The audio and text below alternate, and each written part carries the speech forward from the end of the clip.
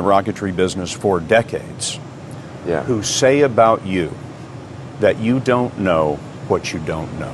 Well, I suppose that's true of anyone. How can anyone know what they don't know?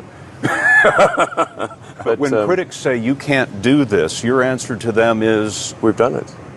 He's done it in partnership with NASA, which has given SpaceX technical advice and a contract worth up to $1.6 billion, mostly for 12 cargo flights to the space station. But SpaceX's lack of experience bothers some NASA legends like Apollo astronauts Neil Armstrong and Gene Cernan. They've testified to Congress that the Obama administration's drive to commercialize space could compromise safety and eventually cost the taxpayers. Now is the time to overrule this administration's pledge to mediocrity. you know, there are American heroes who don't like this idea. Neil Armstrong, Gene Cernan have both testified against commercial spaceflight in the way that you're developing it, and I wonder what you think of that. I was very sad to see that because those guys are, those guys are heroes of mine, so it's really tough. I wish they would come and visit and see the hardware that we're doing here. And I think that would change their mind. They inspired you to do this, didn't they? Yes. And to see them casting stones in your direction. It's difficult. Did you expect them to cheer you on? Certainly hoping they would. What are you trying to prove to them? What I'm trying to do is to make a significant difference in spaceflight and help make spaceflight accessible to almost anyone.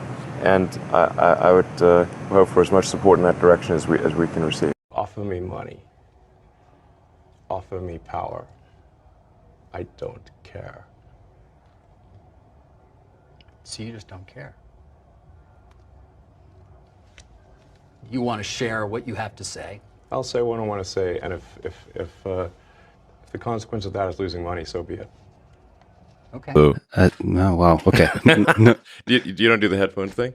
no. Okay. All right. I mean, how close do I need to get this thing? The closer you are, the sexier you sound. Hey, babe. Yep. What's up? Can't get enough of your love, baby. I'm going to clip that out. Anytime somebody messages me about it, If you want my body and you think I'm sexy, come right out and tell me so. do. So good. Okay, serious mode activate. All right. Serious mode. Come on, you're Russian. You can be serious. Yeah, I know. Everyone's serious all the time in Russia. Yeah. Yeah. But we'll get there. We'll get there. Yeah. It's gotten soft. I mean, I think we've got an incredible team, and we're making great progress here. We're trying to achieve the holy grail of rocketry, which is a fully and rapidly reusable rocket. No one has ever made a fully reusable orbital rocket, and never one that could be rapidly reflown like an aircraft. And that is actually the essential sort of invention, if you will, that is necessary to make humanity a multi-planet species. Create a maximally truth-seeking AI, which may sound obvious, but that's what I'm seeing being produced is not maximally truth-seeking. It tends to be trained to be politically correct, and for a lot of the AIs that are being trained in the San Francisco Bay Area, they have taken on the philosophy of the people around them, which kind of makes sense. So, you have sort of a woke, nihilistic, in my opinion, philosophy that is being built into these AIs, and they're being taught to say crazy things in some cases that are very troubling. Like when Google Gemini came out, people asked whether it is which is worse, misgendering Caitlyn Jenner or global thermonuclear war? And it said misgendering Caitlyn Jenner, which is obviously a problem because we'd all die in global thermonuclear war. And so if you have an AI that's programmed for things like that, it could conclude that the best way to ensure that nobody is misgendered is to annihilate all humans, thus making the probability of a future misgendering zero. that's highly problematic. So you really want to have a maximally truth-seeking AI, and I can't emphasize that enough. That's incredibly important. And obviously build an AI that loves humanity, and I think these. So I'm a little concerned. That's why I created xAI, which is to have an AI that is maximally truth-seeking, that aspirationally does love humanity.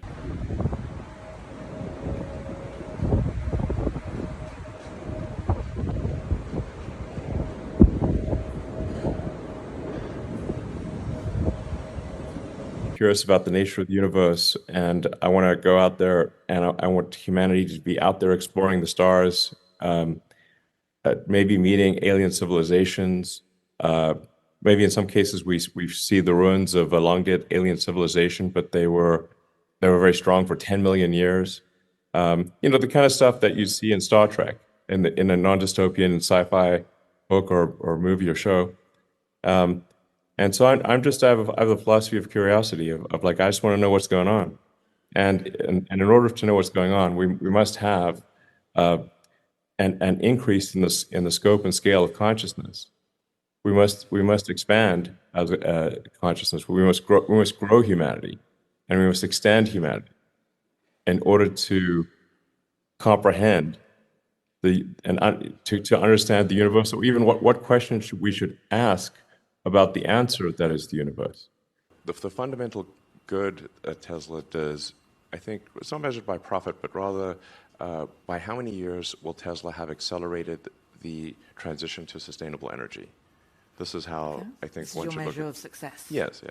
So I do want X to be a force for good, and I do view it as sort of like the group mind of humanity, and we want to have a sort of a healthy, happy, and sane group mind versus the opposite.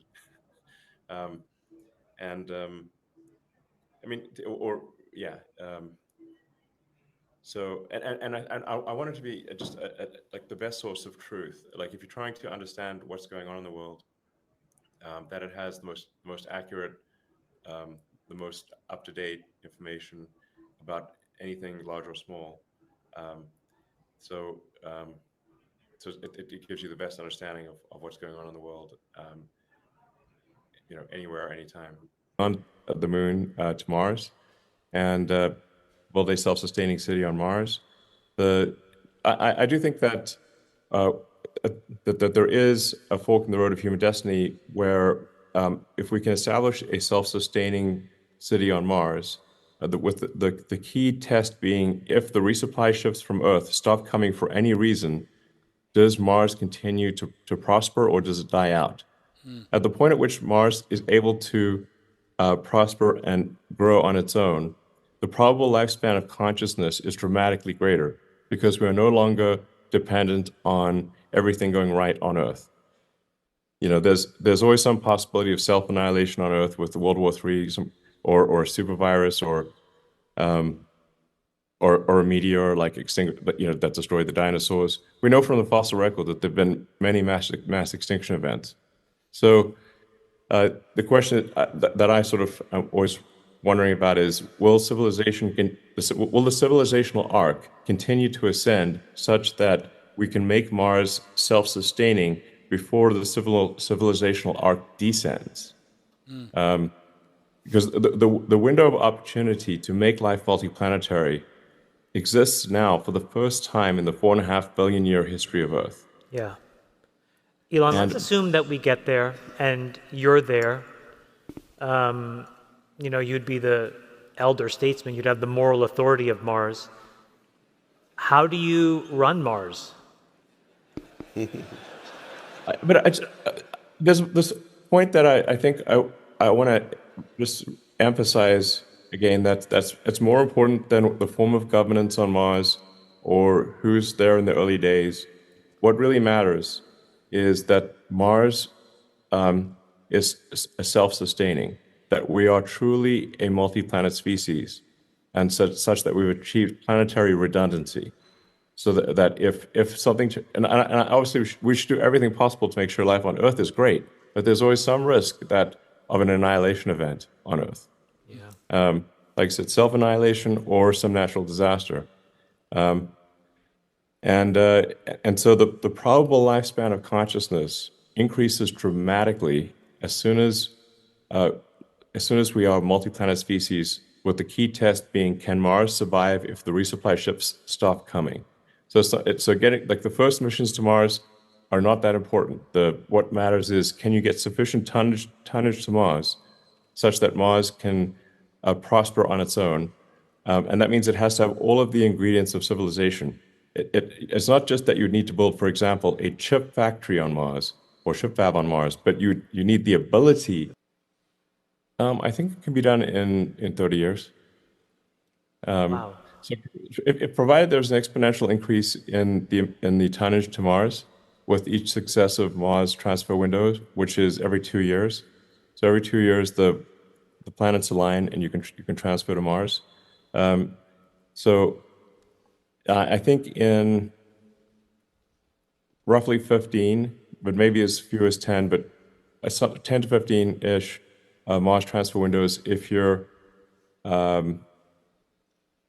seeing exponential increases in the tonnage to Mars with each Mars transfer window, then it should be possible to make Mars self-sustaining in about, call it roughly 25 years. Amazing. Wi-Fi router, you'll see this image, because the Starlink Wi-Fi is Starlink Internet is what's being used to pay for humanity getting to Mars. So I'd just like to thank everyone out there who's bought Starlink, because you're helping secure the future of civilization and helping make life multi-planetary and helping make humanity a space-faring civilization. Thank you.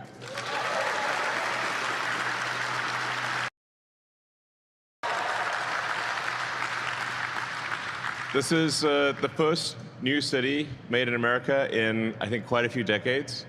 At least that's what I'm told. And very cool name.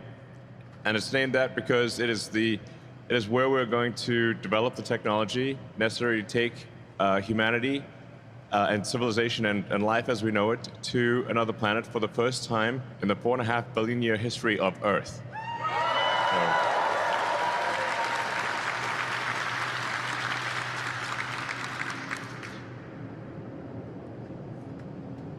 Well, there's a lot of things that I suppose that I worry about, but and some of these things will seem esoteric to people. The birth rate is very low in almost every country, and it's something, unless that changes, civilization will disappear.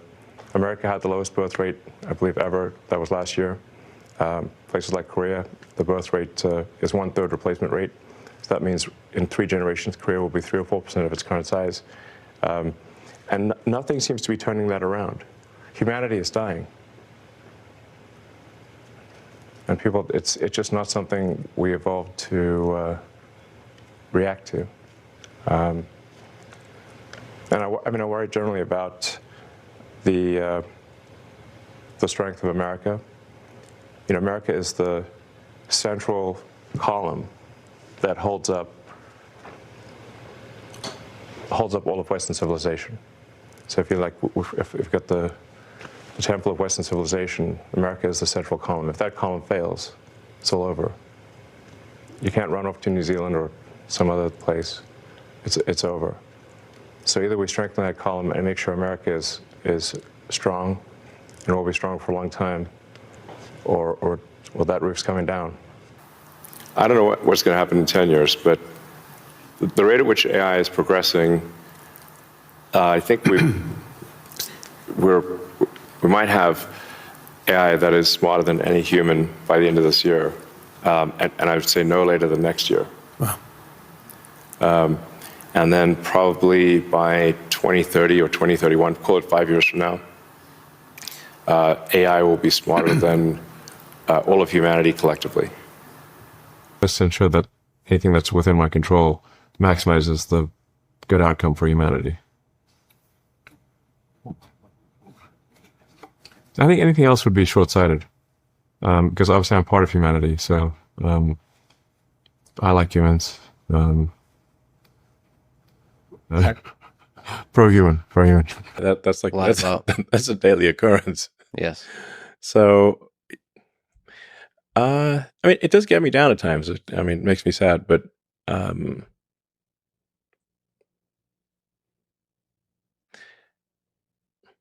mean, at some point you have to sort of say, look, the attacks are by people that actually don't know me. They're trying to generate clicks. So if you can sort of detach yourself somewhat emotionally, which is not easy, and say, okay, look, this is not actually, from someone that knows me or is they're literally just writing to get, impressions and clicks. Then I guess it doesn't hurt as much. It's like it's not quite water off a duck's back. Although Neil Armstrong, Neil A, spelled backwards, is alien. Coincidence? You believe we actually went to the moon, though? Yes, we went to the moon a few times actually, and played golf on the moon. Okay. We didn't just go to the moon. We actually got a little bored and started playing golf on the moon.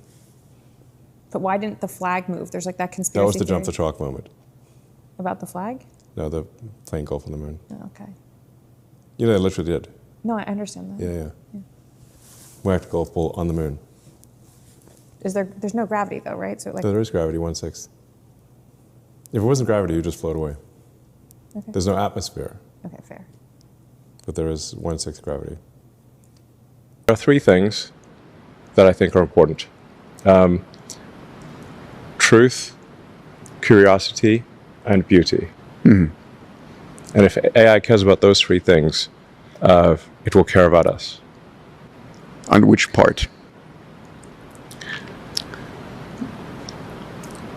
Truth will prevent AI from going insane. Mm-hmm.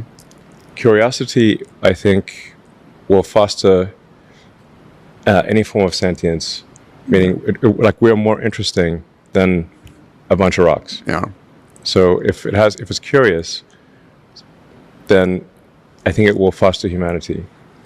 And if it has a sense of beauty, it will be a great future. Mm. I think that's a great foundation. Yeah, Jeffrey Hinton made a comment recently, I don't know if you saw it, that his hopeful future was that we would program maternal instincts into our AIs to see us as maternal. Yeah, in other words, you haven't heard this? Yeah. So he said it's a little scary. He said there's a scenario where a very intelligent being succumbs to the needs of a less intelligent being, and that's the mother taking care of the child.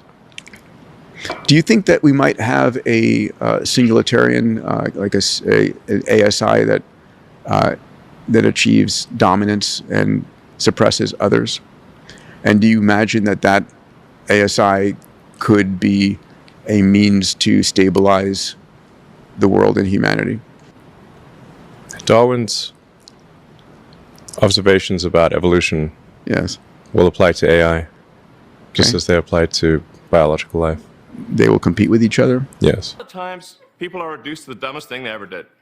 Like one time, I smoked weed on Joe Rogan's podcast. And now, all the time I hear Elon Musk, all he ever does is smoke weed on podcasts. Like I go from podcast to podcast, lighting up joints. It happened once. I think we need to assume that life and consciousness is extremely rare, and it might only be us. And if that's the case, then we need to do everything possible to ensure that the light of consciousness is not extinguished, because we're effectively, the way I view it is, the image in my mind is of a tiny candle in a vast darkness, a tiny candle of consciousness that could easily go out. And that's why it's important to make life multi-planetary, such that if there is a natural disaster or a man-made disaster on Earth, that consciousness continues. That's the purpose of SpaceX.